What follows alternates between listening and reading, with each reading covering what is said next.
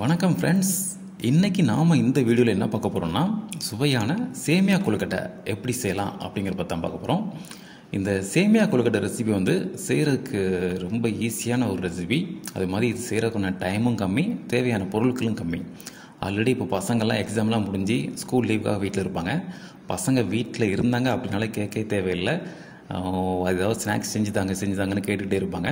So இந்த கொழுக்கட்டை recipe செஞ்சு கொடுத்தீங்கன்னா அவங்க ரொம்ப விரும்பி சாப்பிடுவாங்க.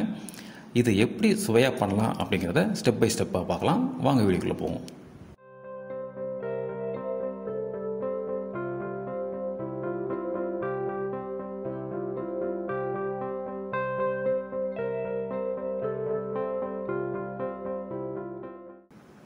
ஸோ ஃபஸ்ட்டு நம்ம தேங்காவை துருவி எடுத்துக்கிடுறோம்.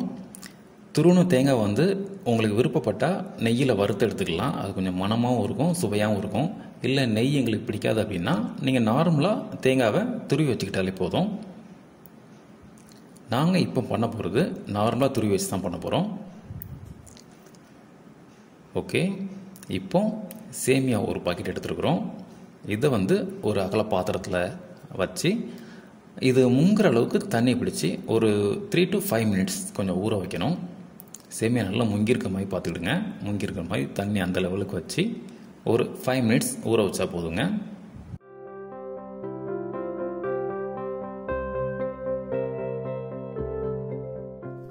ஓகே, இப்போ 5 minutes ஊறினதுக்கப்புறமா அதை வடிகட்டிடுறோம்.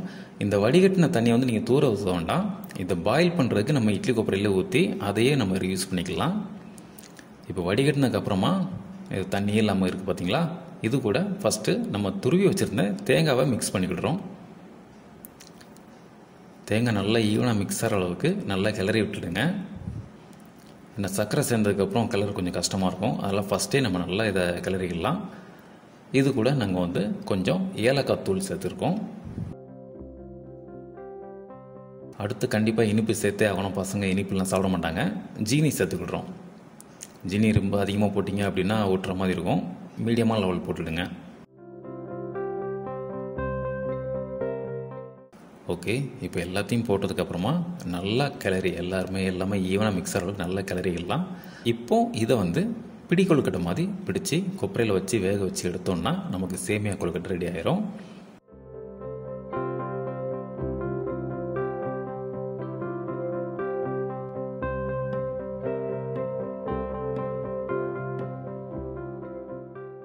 This video sponsored by BuyMode shopping app.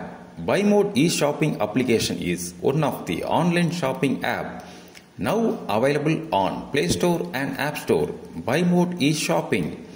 Click below link and install the application. Okay, பிடிச்சு வைக்க ஆரம்பிச்சாச்சு. நீங்கள் இப்போ கூட இதில் கொஞ்சம் நெய் ஆட் பண்ணிக்கலாம். நெய் சேர்த்திங்கன்னா இன்னும் கொஞ்சம் சுவையாகவும் இருக்கும், கொஞ்சம் மணமாகவும் இருக்கும்.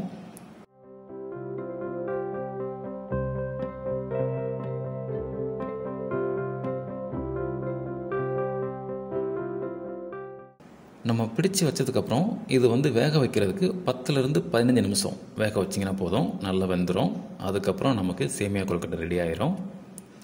ஸோ எல்லாம் பிடிச்சி வச்சதுக்கப்புறமா இதை ஒரு 10 to 15 நிமிஷம் நம்ம இப்போ வேக வச்சிடலாம்.